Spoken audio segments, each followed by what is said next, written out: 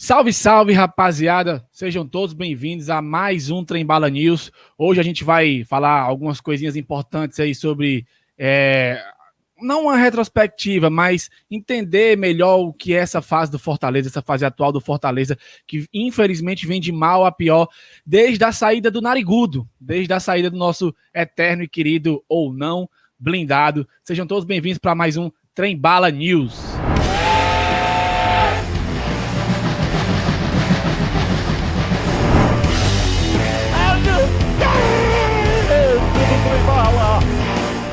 E para falar um pouco sobre essa retrospectiva, né, meio que do Fortaleza aí, não é bem uma retrospectiva, é mais estatísticas aí desde que o Narigudo saiu, aí depois veio o Chamusca e depois veio o atual treinador, que é o Anderson Moreira. Eu vou chamar ele, Edu Nogueira, do Pra Cima Leão, meu parceiro Edu Nogueira. Seja bem-vindo, querido Edu.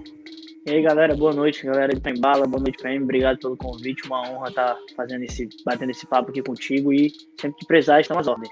Show de bola, Edu. Então, pra gente começar falando, acho que a pergunta que não quer calar, né, Edu? Será que essa pergunta tem resposta? Se é que essa pergunta tem resposta, né?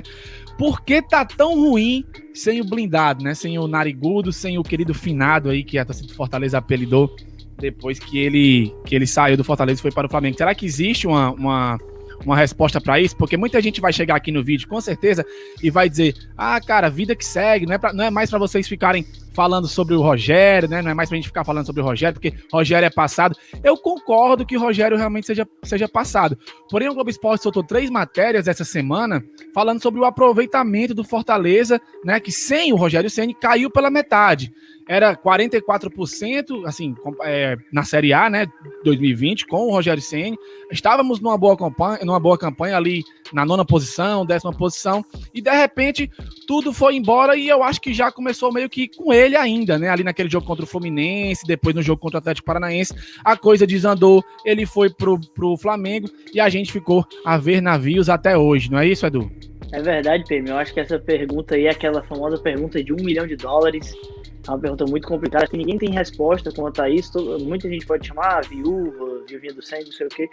Mas o que é fato, que a gente não pode negar, é que durante esses 3 anos aí o Rogério só nos deu alegrias. Momentos de crise foram muito poucos e a gente acabou se acostumando mal, porque muitos times oscilam, né, durante a temporada, e o Fortaleza ele vinha numa crescente. A gente até deu pequenas osciladas na Série A passada, mas nada demais. E assim, como a gente estava numa volta à Série A, a gente não deu muita bola para isso. E eu acho que até é normal um time oscilar durante uma temporada, ainda mais uma temporada como essa, onde a gente acaba perdendo jogadores, enfim. Mas a gente, depois que meio que casou com a saída do Rogério, os resultados começarem a ir de mal a pior. E assim, cara, como eu vejo, foi um time montado por ele, um time montado para ele, por ele e para ele. Então é muito complicado. Eu percebo a dificuldade. Eu tinha até pena, uma coisa que eu falava muito eu tinha pena do Chamusca, porque a gente vê que ele se esforçou, a gente tá vendo o esforço do Anderson aí, treinando em 3 turnos e tal, tentando fazer acontecer, mas sei lá, eu tenho pra mim que os jogadores não correm por eles, né, no caso, os jogadores não são motivados por eles, os jogadores, eu acho que eles ficam muito meio apáticos, sei lá, até faltam palavras pra descrever isso. Eu não vejo motivação por parte dos jogadores como quando tinha um Rogério. Tô entendendo. Se a gente der uma passadinha aqui rapidez pelas estatísticas, né, de aproveitamento, o Fortaleza com o Rogério Ceni foram 18 jogos e sem o Rogério Ceni foram 12, o que bate aí as 30 rodadas do Campeonato Brasileiro. O aproveitamento com o Ceni, como eu já falei antes, foi de 44,4% e sem o Ceni, 22,2%. Fortaleza fez 0,94 de gols pró com o Ceni, 0,75 sem o Ceni. Gols sofridos, 0,78 com o Ceni e 1,33 sem o Ceni. Fora isso, tem chutes para sofrer gol, tem jogos sem sofrer gols, grandes chances cedidas, uma série de dados que, se você quiser saber, tá lá no globoesporte.com/ce, que tá lá a informação bem direitinho sobre o aproveitamento. Então, Edu, assim, fica claro que houve que desandou realmente, que o time saiu dos trilhos, né? A gente se pergunta muito sobre o que teria acontecido se ele tivesse permanecido no Fortaleza, né? Se aquelas derrotas contra Fluminense e Atlético Paranaense tivessem sido acidente de percurso e que ele conseguisse recuperar o time nas rodadas seguintes. Porque contra o Bahia foi um time sem treinador, praticamente. O Marconi foi ali só quebrar o galho, foi um time sem treinador e o time perdeu do jeito que perdeu pro Bahia. E ainda fez uma boa partida contra o São Paulo, né? Já sob o comando do Chamusca, o time jogou bem, pegou o São Paulo em grande fase, o Luciano tirou 2 coelhos da cartola, fez um golaço no fim e a gente saiu derrotado. Mas aquele jogo era no mínimo para empate, não é isso? Isso eu concordo contigo. Só que quando a gente pensa nesses 2 jogos aí, contra o Fluminense, beleza, o Fortaleza jogou muito mal. Contra o Atlético foi aquele jogo que teve aqueles lances bem duvidosos de arbitragem e que o Rogério reclamava muito. Assim, cara, a gente não tem como prever, a gente tem como prever o futuro, falar, se o Rogério estivesse aqui, a gente estaria numa pré-Libertadores, não tem como dizer isso. Mas coisas que a gente podia perceber Rogério, no começo do Campeonato Brasileiro, a nossa defesa sofria muito. Aí até saiu aquela matéria onde o Charles procurou pessoas na Europa e tal, melhorou a defesa. Tanto que quando o Rogério sai do Fortaleza, o Rogério sai com a melhor defesa do campeonato na Série A. Ou seja, ele mudou a defesa do Fortaleza, assim, de uma defesa muito sofrida para a melhor defesa da Série A. Então aí depois a gente vê que os gols, a nossa defesa começou a tomar muitos gols, coisa que não estava acontecendo no comando do Rogério. Então assim, eu percebia muito no Rogério uma certa inquietação. Ele não se conformava com as derrotas, não se conformava com esses números contra o Fortaleza. A defesa tá mal, a gente tem que ajustar, o ataque tá mal, a gente ajusta. Então, beleza, poderia sim ter continuado a crise após o jogo contra o Atlético Paranaense? Poderia, a gente não tem como prever. Mas eu acredito que a gente não estaria nessa situação. Verdade. E aí houveram as sucessões no comando do Fortaleza, né? Chegou o Marcelo Chamusca, ali querendo acreditar numa possível salvação do Fortaleza. Ao meu ver, não conseguiu fazer praticamente nada, com todo respeito ao trabalho do profissional, que é um grande treinador, mas acho que para o Fortaleza, acho que talvez numa outra posição, numa outra história, se a história fosse diferente, numa melhor fase, o Chamusca até conseguisse desenvolver um trabalho, desde que ele tivesse montado o time dele, né, organizado o time. Ele até trouxe o João Paulo, que eu acho que foi a única contratação que ele fez, porque o Wanderson foi mais um refúgio, né? Então, e não deu certo, por quê? Porque o time havia sido montado pelo Rogério para jogar daquele jeito. Não, muita gente critica o famoso 4-2-4. Acontece que o Rogério, ano passado, sofreu com 4-2-4, deu certo, mas ele sofreu, até o momento em que ele aprendeu a fazer variações táticas desse 4-2-4. Como? Quando ele trouxe o Ronald, e aí o Ronald passou a jogar de ponta. 2, dobrando a lateral direita, colocando Gabriel Dias e Tinga para jogar à direita. 3, dobrando também a lateral esquerda, às vezes colocando Carlinhos no lugar do Oswaldo como ponta esquerda e o Bruno Melo jogando de lateral. Uma série outra, 4º ponto, jogando sem um centroavante de ofício, deixando o David ou o Bergson de falso 9. No caso, ele fez assim com o David na época da Sul-Americana. Então, assim, são pontos que a gente via que o Rogério tinha comando, que ele tinha domínio daquela tática, e só ele saberia saberia quebrar o esquema do adversário, modificando a formação tática do Fortaleza. A gente via no plantel lá o 4-2-4 bem organizado, atacando e defendendo num 4-4-2, com 2 da frente, voltando para o meio para ajudar ali Juninho e Felipe. E o que aconteceu foi que quando o Chamusca pegou o time, ele não conseguiu fazer essa variação tática que o Rogério fazia. Então, ao meu ver, é muito isso. E não só o Chamusca também, acho que o Wanderson vai pelo mesmo caminho.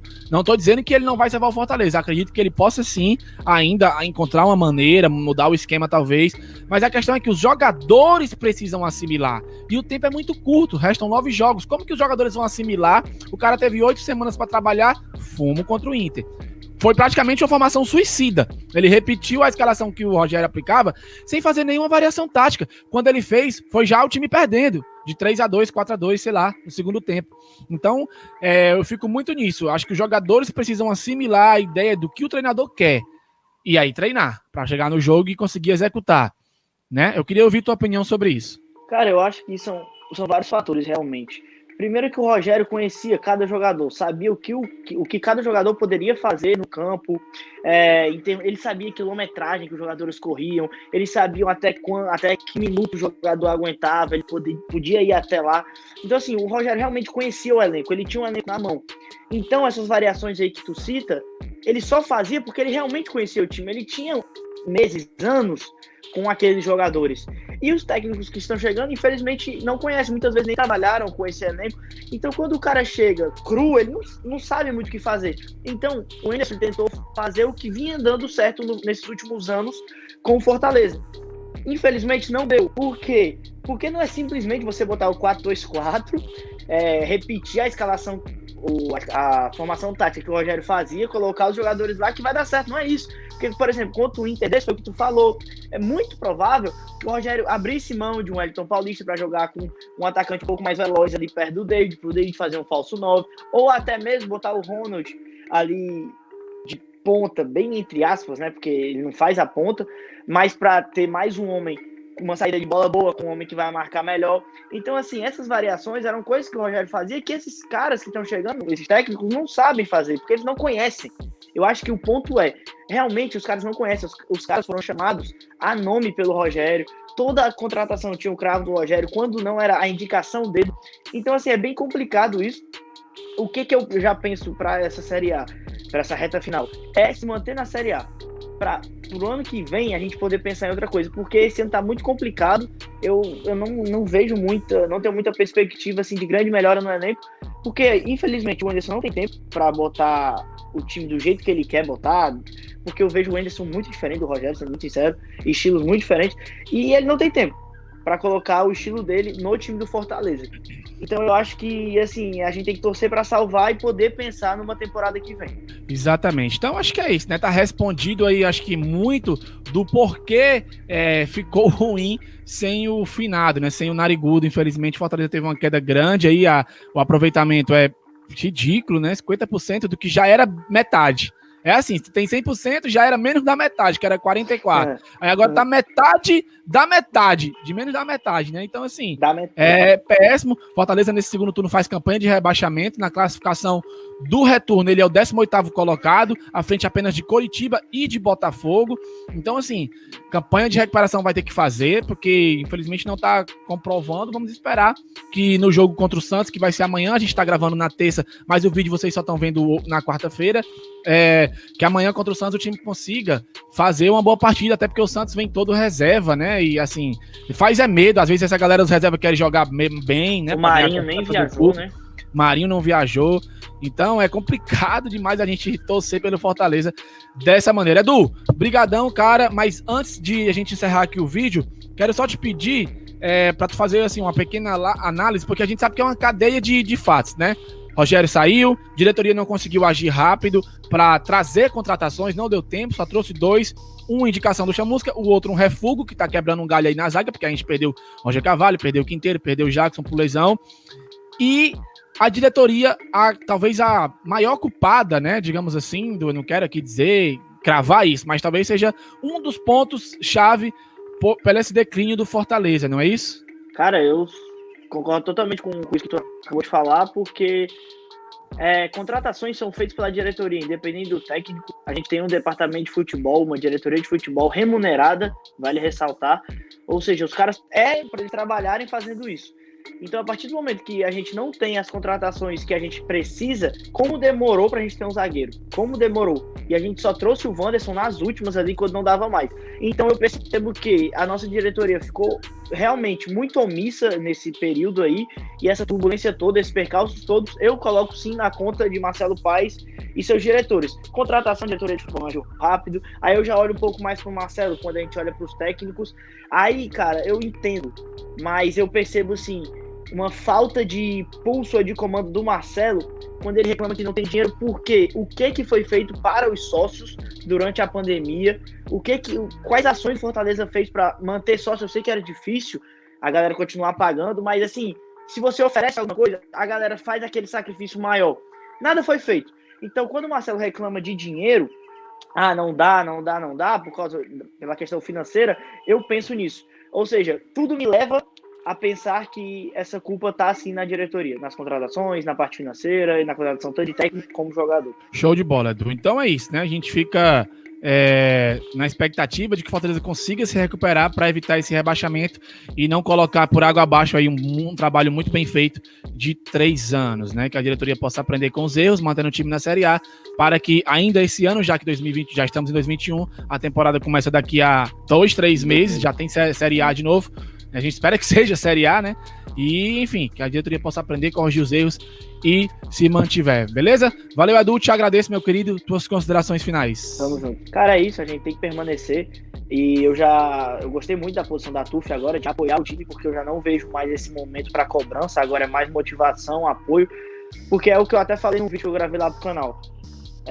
Nós reerguemos o Fortaleza, nós mantivemos o Fortaleza bem vivo, saudável nas questões financeiras, na Série A, enfim, buscando a Sul-Americana. Então nós também agora não podemos deixar o Fortaleza cair para uma terrível Série B. Então o tempo de cobrar, o tempo de pedir alguma coisa assim mais forte da diretoria passou, agora é o momento de cobrança para a gente poder permanecer e aí sim cobrar para uma próxima Série A. Show de bola. Valeu, galera. E só lembrando, você que a gente tá gravando na terça, mas vocês estão vendo esse vídeo na quarta. Então, mais tarde, quarta à noite, vai ter live no Trem Bala Tricolor a partir das 9 da noite. Provavelmente a gente vai estar avisando nos grupos e nas nossas redes sociais. Já deixa o seu like no vídeo, se você não deixou o like ainda, deixa o like. Se inscreve no canal, se inscreve lá no Pra Cima Leão também. Não esquece de ir lá conferir o trabalho do Edu, que é um trabalho bem bacana. E chega pra nossa live mais tarde, que vai ter aí, que a gente vai fazer uma live, vai ter a participação do pessoal do Santos, né? E se Deus quiser vai dar tudo certo pra gente conversar um pouquinho sobre que Santos é esse que vai enfrentar o Fortaleza na quinta-feira no Castelão, beleza? Forte abraço e a gente se vê mais tarde na live. Valeu!